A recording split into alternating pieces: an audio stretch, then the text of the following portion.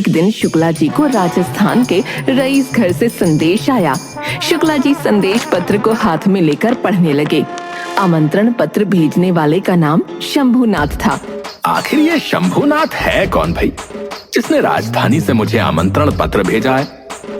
ये पत्र पढ़कर तो ऐसा लग रहा है कि जैसे ये कोई मेरा करीबी रिश्तेदार हो, परंतु ये समझ नहीं आ रहा कि ये शंभुनाथ है कौन। लेकिन पत्र राजधानी से आया है भाई, और इस आमंत्रण पत्र को देखकर लगता है कि किसी अमीर घराने से ही आया होगा। शुक्ला जी को ये याद नहीं आ रहा था कि शंभुनाथ है कौन। वो आमंत्रण को नजरअंदाज भी नहीं कर सकते थे, क्योंकि पत्र देखकर ही भेजने वाले की अमीरी का अंदाजा लगाया जा सकता था। उनकी उलझन बढ़ती जा रही थी। तभी उनकी पत्नी कुसुम वहां आती है।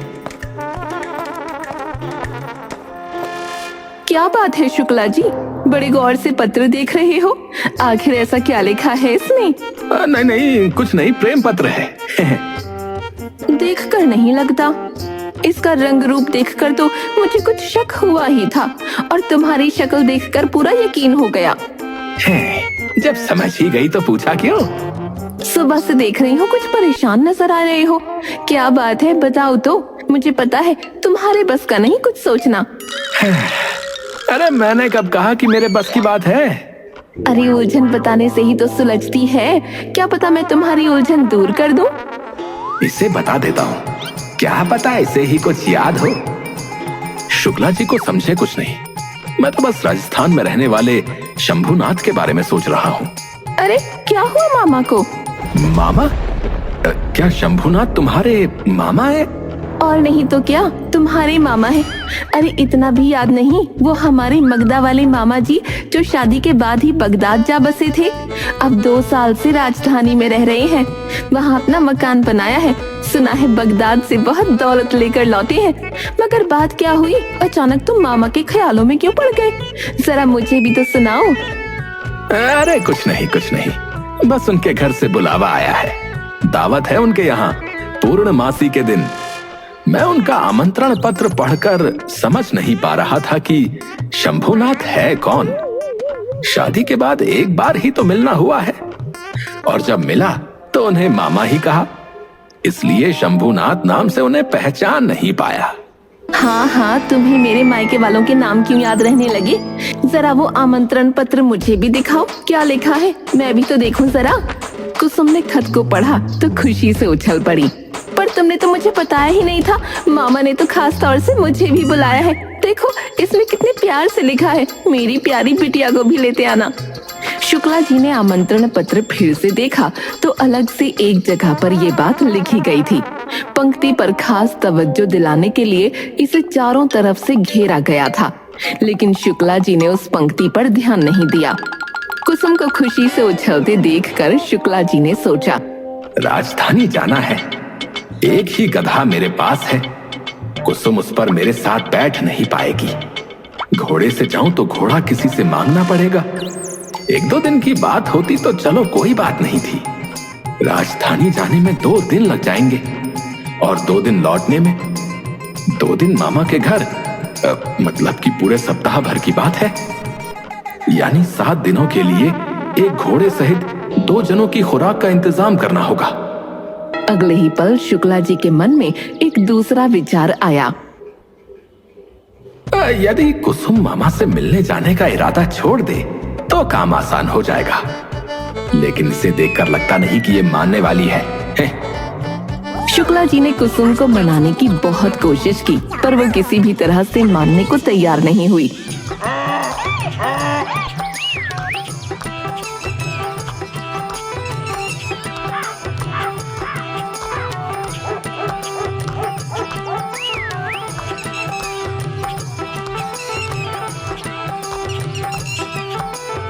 फिर वो गधे पर सवार होकर बाजार पहुंचे। बाजार में रोज से ज्यादा भीड़ थी। पूछने पर पता चला कि महाराज बाजार में खरीदारी करने आ रहे हैं। शुक्ला जी के मन में एक उम्मीद जगी। उन्हें एक जवेरी की दुकान पर जेवर दिखाने का काम मिल गया।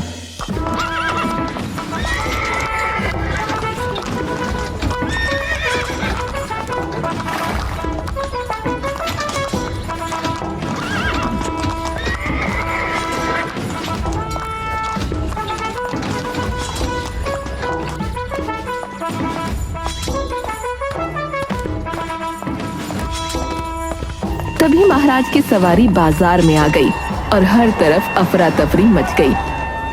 शुक्ला जी ने दुकान में लगे झाड़ फानूस को रोशन करवा दिया। बस फिर क्या था, दुकान की रौनक दोगुनी हो गई और महाराज उस ओर आकर्षित हो गए। महाराज बाजार की दुकानों को बाहर बाहर ही देखते देखते उस दुकान में प्रवेश कर गए। महाराज का स्वागत है। दुकानदार महाराज की खिदमत में बिछा सा जा रहा था, मगर महाराज इन तमाम बातों से बेपरवाह शुक्ला जी से ही बातें किए जा रहे थे। शुक्ला जी का अंदाज़े बयां रोचक और जानकारी भरा था। हमें आपका अंदाज बहुत पसंद आया। आप हमारी रानी के लिए ये सारे कीमती जेवरात रखवा दीजिए। महाराज ने उस दुकान से काफी जवाहरात खरीदे और वहां से जाने से पहले शुक्ला जी से बोले, मेरा वक्त अच्छा कटा, आपसे काफी जानकारी भी हासिल हुई। इस गांव का ये बाजार हमेशा याद रहेगा। तुम मुझे अपना नाम बताओ, क्या पता कभी तुमसे कोई काम ही पड़ जाए। महाराज, मेरा नाम तो मुझे पता नहीं, लेकिन बचपन से शुक्ला जी सुनता आ रहा हूँ। अच्छा ठीक है शुक्ला जी। शुक्ला जी महाराज को दुकान से बाहर तक छोड़ने आई। तुम एक दिलचस्प इंसान हो, मैं तुम्हें याद रखूंगा। महाराज को बाहर तक छोड़ने दुकान का मालिक और दुकान में काम करने वाले स्थायी कर्मचारी भी आए, किंतु महाराज ने उनके अभिवादन की ओर ध्यान नहीं दिया।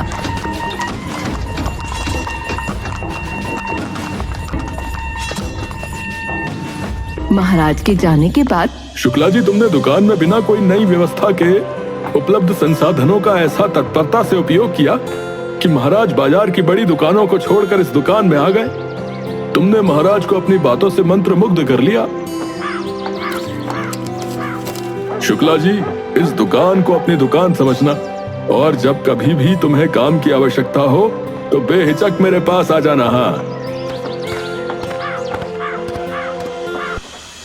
दुकानदार ने तो मुझे इनाम में इतनी बड़ी रकम दे दी है कि अब घोड़ा किराए पर क्या लेना है, मैं तो नया घोड़ा खरीद सकता हूँ। शुक्ला जी दुकान से विदा ले बाजार की सैर करते कपड़ों की एक दुकान में गए।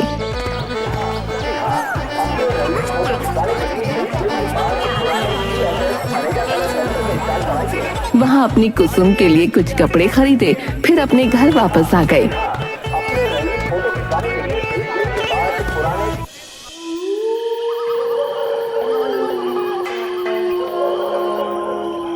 शुक्ला जी के घर आने पर जब कुसुम ने शुक्ला जी द्वारा लाए हुए शानदार कपड़ों को देखा तो मन में सोचने लगी, मेरे पति कितने समझदार हैं, समय के अनुसार सब कर लेते हैं, पर मैं इन्हें निठल्ला समझती थी। ये तो समय के अनुरूप आश्चर्यजनक ढंग से काम करने वाला इंसान है। दोपहर तक ये शख्स सोच रहा था कि दावत में जाए तो जाए कैसे, और रात होते ही इतने कीमती कपड़े लेकर आ गए। अपनी कुसुम को इस तरह मुग्ध नजरों से देखते हुए शुक्ला जी ने उससे कहा, कुसुम, कपड़े पसंद आए? बहुत महंगे कपड़े लगते हैं, असली सोने चांदी के सितारों का काम है इन पर, भारी भी हैं, बरसों काम आएंगे। कल सुबह मैं घोड़ा मंगवा लूंगा, उस पर सवार होकर हम पहले तो बाजार चलेंगे और तुम्हारी पसंद की कोई अच्छी सी जूती खरीदेंगे। उसके बाद लौटकर तुम्हारे मामा के घर जाने की तैयारी की जाएगी। कुसुम उसकी बातें सुनकर चकित रह गई और आश्चर्य से पूछने लगी, क्या कहा, मेरे लिए जूती? अरे मेरे पास कई जोड़ी जूतियां पड़ी हैं, उनमें से ही कोई झाड़ पोंछ कर पहन लूंगी। तुम मेरे लिए नहीं, अपने लिए कपड़े और जूते ले लो, ये ज्यादा जरूरी है। फिर कुसुम को ख्याल आया कि खरीदारी के लिए तो पैसों की आवश्यकता होगी। शुक्ला जी के पास पैसे कहाँ? वो संकोच से पूछ बैठी, मगर इन सब के लिए पैसे चाहिए, हमारे पास पैसे हैं कहाँ? कुसुम, पैसे हैं, आज अच्छी कमाई हुई है, पैसों की चिंता मत करो। ये भी सोचो कि मामा के लिए कुछ खरीदना है तो उसे भी हम खरीद लेंगे। शुक्ला जी की बातों से संतुष्ट होकर कुसुम ने भोजन परोसा।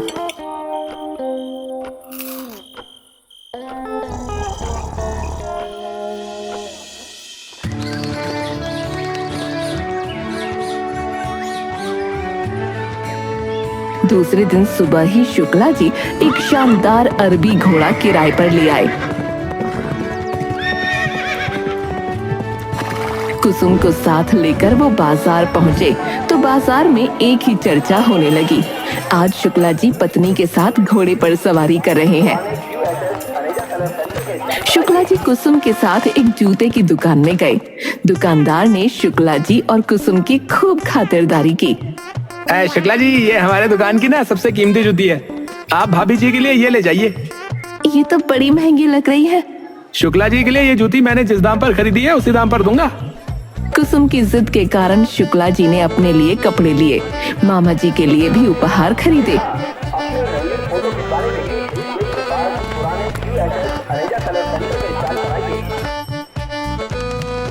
और घर लौटकर दोनों ही यात्रा की तैयारी में लग गए। धूप से बचने के लिए शाम होते ही राजधानी के लिए रवाना हो जाएंगे। 2 दिन बाद शुक्ला जी पहुंच गए शंभूनाथ के मकान पर। आलीशान इमारत थी। शुक्ला जी और कुसुम के आने की खबर सुनकर मामा जी खुद बाहर आए। आइए आइए जमाई जी, बिटिया कुसुम कैसी हो? कितने साल बाद देख रहा हूँ। मामा, मेरी शादी पे मिले थे आप हमसे। मामा दोनों को घर में ले गए। दावत का इंतजाम इमारत के अहाते में हो रखा था। पेड़ों के नीचे ही आगंतुकों के बैठने की व्यवस्था होनी थी। राजधानी के तमाम बड़े लोग इस दावत में शरीक होने वाले थे। शुक्ला जी अहाते में टहलने लगे। तभी उनकी नजर आकाश में उड़ते पक्षियों पर गई। शुक्ला जी ने देखा कि चिड़ियों का झुंड उड़ता हुआ आया और अहाते के पेड़ों पर बैठकर विश्राम करने लगा और फिर उड़ गया। पेड़ों के नीचे की जमीन पर सफेद आकृति का निशान देख शुक्ला जी के दिमाग में आया, अरे ये तो चिड़ियों की विष्ठा के निशान है।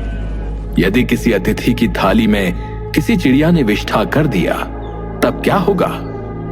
लेकिन ये ख्याल आने में देर हो चुकी है। अतिथियों का आना शुरू हो गया है, अब कुछ नहीं हो सकता। शुक्ला जी आने वालों को उचित स्थान पर बैठाते और जैसे ही अतिथि बैठते उनके लिए दस्तरखान बढ़ा दिया जाता। बड़ी ही चुस्त व्यवस्था थी। शुक्ला जी टहलते हुए एक पेड़ के नीचे आकर खड़े हो गए। इस समय चिड़ियों का एक झुंड आया और अहाते के पेड़ों पर बैठ गया। एक अतिथि शुक्ला जी के पास आकर खड़ा हो गया और पूछने लगा, क्यों भाई, यहाँ तन्हा क्यों खड़े हो? शुक्ला जी को मस्खरी सूझी और उन्होंने मजाक में कहा, कुछ नहीं भाई, जरा इन चिड़ियों की बातचीत सुन रहा हूँ। चिड़ियों की बातचीत सुन रहे हो? क्या तुम चिड़ियों की जुबान समझते हो? हाँ भाई, चिड़ियों की भाषा समझता हूँ। एक अरसे तक मैंने चिड़ियों की भाषा पर काम किया है। उसी समय आम के पेड़ पर एक परिंदे ने जोर से शोर किया। इस परिंदे ने क्या कहा, जरा बताओ। हाँ, क्यों नहीं। उस परिंदे ने कहा है, देखो मैं इस रईस की थाली में विष्ठा करूंगा, क्योंकि ये परले दर्जे का कंजूस है, कभी चिड़ियों के लिए दाना नहीं डालता है।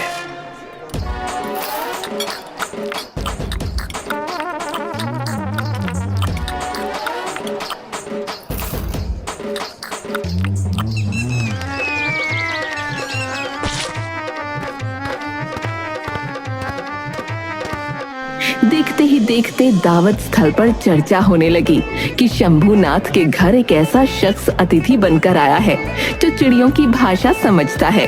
दावत में महाराज के दरबार के कुछ वरिष्ठ लोग भी आए थे। उन्होंने भी इस बात की साधारण जानकारी हासिल की। अंततः ये चर्चा महाराज तक पहुंच गई।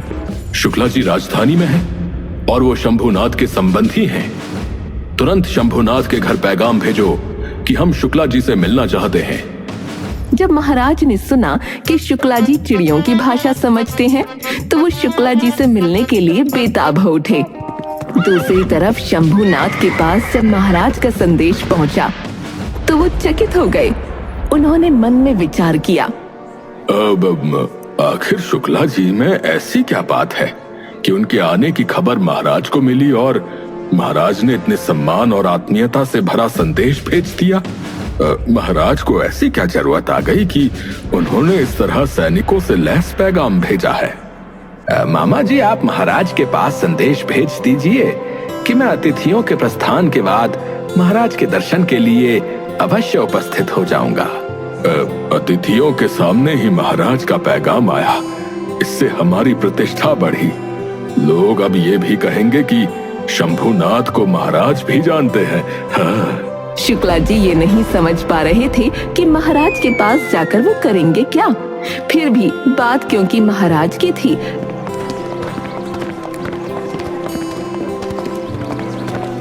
इसलिए वो अतिथियों के जाने के बाद महाराज जी के पास पहुंचे।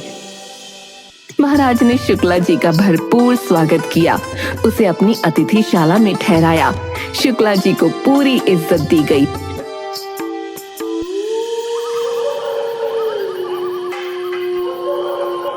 मैं भी चिड़ियों की भाषा सीखना चाहता हूँ। शुक्ला जी मुझे बताओ कि इसके लिए क्या करना होगा। मैंने सुना है कि तुम चिड़ियों की भाषा समझते हो।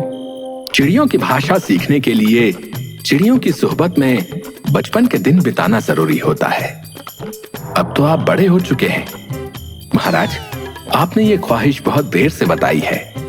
मैं तो चिड़ियों से भरे चमन में तन्हा खेला करता था, जिसके कारण धीरे धीरे उनकी बोली और व्यवहार को समझने लगा।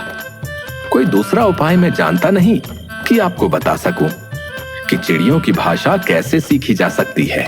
महाराज आश्वस्त हो गए कि शुक्ला जी ठीक ही कह रहे हैं। महाराज ने तुरंत दूसरा प्रस्ताव दिया। ठीक है, कल सुबह हम लोग राजधानी के पास के जंगल में चलेंगे। वहां तुम चिड़ियों के बोलने पर उसका अर्थ मुझे बताना कि वो क्या बातें कर रही हैं। शुक्ला जी ने इसके लिए तुरंत अपनी स्वीकृति दे दी।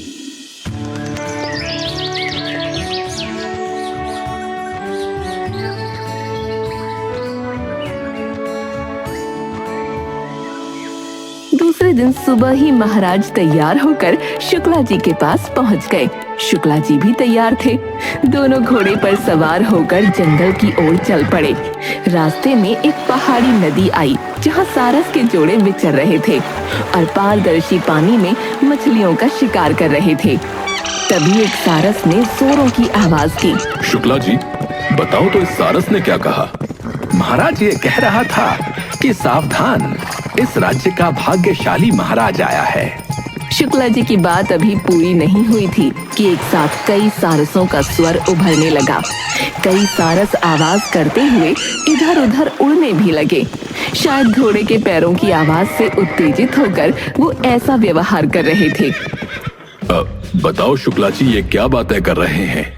महाराज ये सारस कह रहे हैं कि ये महाराज भाग्यशाली है, लेकिन ये अपनी प्रजा के बारे में कुछ सोचता नहीं। वर्षा का पता नहीं है, आसमान में बादल नहीं है, पूरे राज्य में सूखे का आलम है। काल की संभावनाएं सामने हैं, नदियों में पानी सूख चला है, मगर ये महाराज समय पर अपना लगान वसूल कर भी कभी सोचता नहीं कि प्रजा के लिए कुछ करे। वो चाहे तो नहरें खुदवा सकता है, समय रहते अनावृष्टि की स्थिति से निजात पाने के लिए अपने राज्य में सिंचाई के उपाय कर सकता है। कहते हैं कि आसमान के बादल जब पानी न दें तो जमीन के भीतर का पानी काम आता है, मगर ये महाराज अपने भाग्यशाली होने के कारण सुख से जीवन बिता रहा है, मगर अपना काम ठीक से नहीं कर रहा है। प्रजा के प्रति इसका व्यवहार ठीक नहीं है। महाराज ने घोड़े को राजधानी की ओर दौड़ाते हुए शुक्ला जी से कहा। शुक्ला जी, मैं तुम्हारा शुक्रगुजार हूँ। तुमने मेरी आंखें खोल दी। अब मैं वन विहार में समय नहीं गवाऊंगा और प्रजा के हित के कार्यों में अपना समय लगाऊंगा। तुमने जो बातें कही हैं वे सच हैं। मुझे पता है कि अकाल पड़ सकता है, किंतु मैं इसे कुदरत की बात मानकर सोच रहा था कि भला इसमें मैं क्या करूंगा, मगर तुमने मुझे राह बता दी। ये भी बता दिया कि मुझे क्या करना है। महाराज, मैंने नहीं, सारस ने। इसके बाद महाराज ने शुक्ला जी को कई तरह के खूबसूरत उपहार देकर विदा किया। इन उपहारों को देखकर शुक्ला जी की कुसुम बहुत खुश हुई। इस तरह शुक्ला जी की समझदारी से पूरे राज्य में खुशहाली छा गई और राजा ने जगह जगह पानी का बंदोबस्त करवाया। कुछ ही दिनों में बारिश भी हो गई। कुसुम और शुक्ला जी अपने घर के दरवाजे पर खड़े बारिश होते देख रहे थे।